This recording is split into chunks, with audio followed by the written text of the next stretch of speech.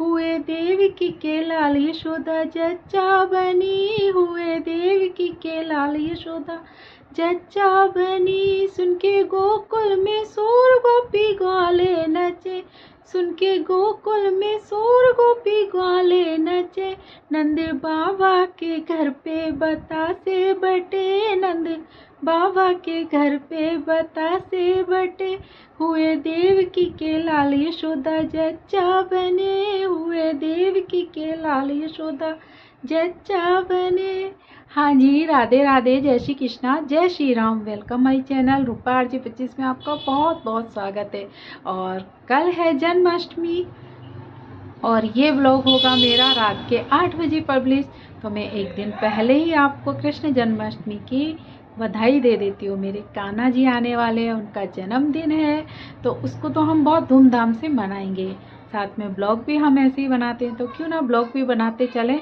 25 को ही एक दिन पहले मैं बधाई इसलिए दे रही हूँ क्योंकि दूसरे दिन फिर जन्माष्टमी स्टार्ट हो जाती है, उस दिन भी दूंगी क्योंकि 12 बजे होगा बर्थडे, तो मैं दे सकती हूँ 8:20 तक, तो उस दिन भी एक ब्लॉग आएगा। बट आज मैं एक दिन पहले ही आपको हैप्पी कृष्ण जन्माष्टमी, राधे राधे, जय श्री कृष्णा। राधे इसलिए पहले बोला जाता है कि राधे नाम से ही कृष्ण प्रसन्न होते हैं। अगर कृष्ण को पाना है तो पहले राधे को मनाओ। राधे राधे बोलोगे तो ही कृष्ण आएंगे। राधे राधे कहो चले आएंगे बिहारी, गाना भी है ना। तो आज ये गाना, ये जच्चा है जो जब बच्चा होता है या कुछ होता है तो गाया जाता है। मैंने सुना था मम्मी के मुंह से। तो कोई ना, मेरे कान्हा जी आने वाले हैं जो कि मेरे बहुत फेवरेट भगवान हैं। कान्हा जी, राधा रानी पे मेरे को बहुत विश्वास है, उन्हें मैं बहुत ज़्यादा मानती हूँ। तो इसलिए उसी खुशी के उपलक्ष्य में मैंने आज ये ब्लॉग, मतलब जच्चा जो होता है बच्चे के होने पे वो होता है, गाए जाते हैं वो गीत, वो मैंने गा दिया। तो थोड़ा बताते भी चलते हैं कि हुए देवकी के लाल यशोदा जच्चा बनी। मतलब कन्हैया जी किसके पैदा हुए थे? देवकी वसुदेव के। बट जच्चा कौन बनी? जच्चा उसे कहते हैं जिसके यहाँ बच्चा, मतलब जो बच्चे को जन्म देती है उसे जच्चा कहते हैं। तो पैदा तो कृष्ण भगवान देवकी के हुए थे कारागार में, बट जच्चा कौन कहलाई? यशोदा मैया।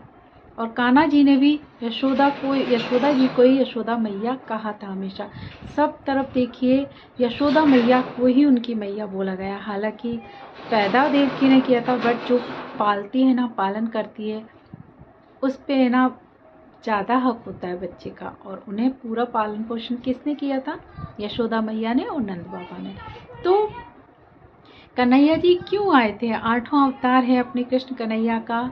ये हुए थे द्वापर में हुए थे। हाँ, द्वापर में ही हुए थे, क्योंकि यहाँ द्वापर में ही हुए थे। तो द्वापर युग में जब बहुत ज़्यादा अत्याचार चल रहे थे, बहुत ज़्यादा पब्लिक को कंस के अत्याचारों को सहन करना पड़ रहा था, तब कृष्ण भगवान ने 8वें अवतार में जन्म लिया था।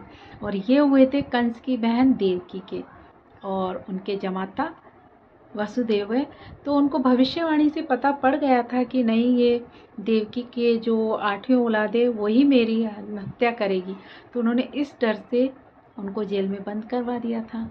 बट भगवान को कौन रोक सकता है? वो तो भगवान थे। हालांकि देवकी की कोख से आ रहे थे, बट थे वो भगवान, उनको कोई नहीं रोक सकता था। जब वो पैदा हुए तो 7 दरवाजे थे उनके अंदर, उनको बंद कर रखा था। तो सबको नींद आ गई, सारे दरवाजे खुल गए और पहले की सारी बस बलदाऊ बचे थे और ये कन्हैया जी बचे थे। तो इनको लेके जब भादों की अष्टमी, मतलब कृष्ण पक्ष की अष्टमी को, जब रात के 12 बजे कन्हैया पैदा हुए थे, तो सारे द्वारों को बंद कर दिया गया था। और वसुदेव टोकरी में लेके जमुना पार वहाँ जाते थे, तो वहाँ गोकुल था, वहाँ उनके मित्र थे नंद और यशोदा, उनके यहाँ पे उन्हें छोड़ के आए थे। और उनके यहाँ हुई थी कन्या, जिसे कि वो लेके आए थे, जो कंस ने मार दी थी, बट वो मरी नहीं थी।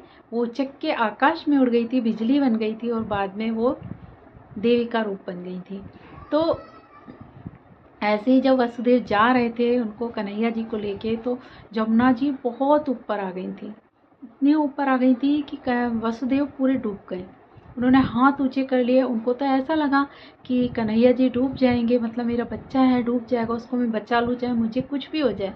बट वो थी यमुना मैया, वो तो अपने स्वामी की चरण स्पर्श करना चाहती थी, क्योंकि वो तो कृष्ण की पटरानी थी, उनकी पत्नी थी, तो उन्हें तो अपने स्वामी के चरण स्पर्श करने थे बस। तो जब वो टोकरी उस पे आ गई, डूबने लगे, तो कन्हैया जी ने खुद का ही पैर नीचे कर दिया। उन्हें लगा कि फालतू में है ना वसुदेव जी, मतलब जो पिताजी हैं उनको परेशानी हो रही है, तो उन्होंने खुद का पैर नीचे लटका दिया। वैसे ही उनका अंगूठा चरण स्पर्श हुए यमुना जी के, यमुना जी पूरी तरह नीचे आ गई और वसुदेव जी आराम से चले गए। यशोदा मैया सो रही थी, बस नंद बाबा जाग रहे थे। नंद बाबा को उन्होंने कन्हैया को सौंपा और उनकी जो बेटी थी उनको लिया, वापस लाके द्वारपाल सोए हुए थे सारे, देवकी के पास रख दिया और वहाँ जाके कन्हैया को लेटा दिया। अब यशोदा मैया को पता नहीं था कि मेरी लड़की हुई है या लड़का हुआ है। तो सुबह हुए होंगे, पता चला होगा कि लड़का हुआ है, लल्ला हुआ है। तो यूपी साइड की भाषा है, यूपी में हुए हैं मथुरा में, तो वहाँ पे ब्रज भाषा ही चलती है। तो वहाँ पे जैसे ही लोग बागों को पता चला, और गोपी ग्वाले तो वहाँ पे बहुत ही थे, यदुवंश में पैदा हुआ, मतलब यदुवंश में उनका पालन हुआ, तो पैदा तो ठाकुरों में ही हुए थे, इसलिए ठाकुर जी बोलते हैं। तो वहाँ पे सब लोग दौड़े चले आए। मैंने गाना आधा ही गाया क्योंकि ब्लॉग है ये, इसमें पूरा गाना नहीं गा सकती हूँ। तो मतलब उनके जब खबर सुनी तो पूरे गांव के लोग, गोपी ग्वाले आने लगे, नाचने लगे, ढोल तमाशे बजने लगे और बहुत सारी मिठाइयाँ बंटने लगी। यहाँ तक कि गाय खूंटे तोड़ तोड़ के भागने लगी, रंभाने लगी खुशी से जब कन्हैया जी पैदा होने वाले थे। पत्ते पौधों के पत्ते जोर जोर से हिलने लगे। ये समझ मतलब ये मान लो सबको ये हो रहा था, सब खुशी मना रहे हैं, सब गीत गा रहे हैं कन्हैया जी की आने की खुशी में। तो ऐसा वहाँ पे माहौल हो गया था। तो पेड़ पौधे जानवर इतने खुश थे, तो जिनके यहाँ पे कन्हैया जी पैदा हुए वो क्यों नहीं खुश होंगे, वो तो बहुत ज़्यादा खुश थे। यशोदा मैया के बहुत दिनों बाद में औलाद हो रही थी और वो भी लड़का, लल्ला हुआ था, इतना प्यारा। तो बाद में जैसे कन्हैया जी की स्टोरी तो आप सब जानते हैं, बाद में बड़े हुए वो और बहुत सारे उन्होंने राक्षसों का वध किया। ये पूरी तो बताना ठीक नहीं होगा क्योंकि आप सब जानते हैं, इसको ज़्यादा डिटेल में नहीं बताऊंगी। जन्माष्टमी का ब्लॉग है इसलिए थोड़ा थोड़ा बताती जा रही हूँ कि बाद में बड़े हुए उन्होंने कई राक्षसों के, बाद में कंस को भी पता चल गया था कि कन्हैया जी मरे नहीं है, मतलब कृष्ण जो जन्म हुआ है 8वीं औलाद देवकी के, वो मरा नहीं है, वो कहीं बाहर है। बाद में उन्होंने गोकुल को नष्ट करवा दिया था, फिर वो वृंदावन चले गए थे और ऐसे ही उनका वहाँ पे वृंदावन में ज़्यादा बीता, मतलब वहीं पे वृंदावन में सारी रासलीलाएं, राधा जी मिली थी उन्हें, तो बरसाने की थी राधा, और वृंदावन ये बरसाना पास पास ही थे। तो वहाँ पे इनकी बहुत सारी है ना प्रेम कहानियाँ थी, गोपी ग्वाले सब मिलके खेले थे। बहुत सारी घटनाएं कन्हैया जी की, जितनी भी घटनाएं बताएं पूरा दिन बीत जाएगा फिर भी पूरा नहीं होगा, बस ऐसी है। बाद में बड़े हुए, पढ़ने गए, राधा जी मिली, राधा जी के साथ में उन्होंने बहुत अच्छे पल बिताए, जो कि बताते हैं कि प्रेम होता क्या है।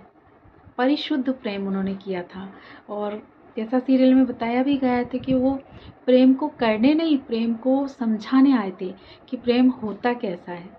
कन्हैया जी जैसा प्रेम करो और राधा जी जैसा करो, बहुत मुश्किल है ऐसा प्रेम। तो जिनको ऐसे प्रेम को ऋषि मुनि देवता भी नमन करते हैं, तो इंसान तो उनकी व्रजभूमि को ही लेके सार्थक हो जाते हैं। कभी जाना, कभी आप मथुरा जाना, वृंदावन जाना, हम बहुत जाते हैं, परिक्रमा भी दी है हमने, दंडोती। तो वहाँ जैसे हम स्टेशन पे उतरेंगे ना, पता है वहाँ पे ऐसा लगेगा कि जैसे हर जगह राधा रानी कन्हैया जी हैं। निधि वन में जाइए जहाँ पे मतलब बगीचा है, बट आज भी वहाँ पे पूनम की रात्रि को, मतलब शरद पूर्णिमा को, कन्हैया जी राधा रानी और गोपियों के साथ रास लीला, मतलब जो रास रचाने आते हैं। कभी मैं नहीं कहती हूँ, मैंने तो फील किया ही है वहाँ पे। कभी आप भी जाके देखिए, मथुरा में जाइए, वृंदावन में जाइए, आपको कुछ सोचने की ज़रूरत ही नहीं होगी। बस ऐसा लगेगा बस राधे राधे राधे राधे बोलते चलो। हर लड़की में हमें राधा नजर आएगी और हर बच्चे में हमें कन्हैया जी नजर आएंगे। ऐसे ही थे हमारे कन्हैया, बहुत नटखट थे, बहुत चंचल थे, बहुत चोरियाँ की उन्होंने, बहुत शरारतें की हैं, मटकियाँ फोड़ी हैं, वस्त्र चुराए हैं, बहुत माखन चुराया है।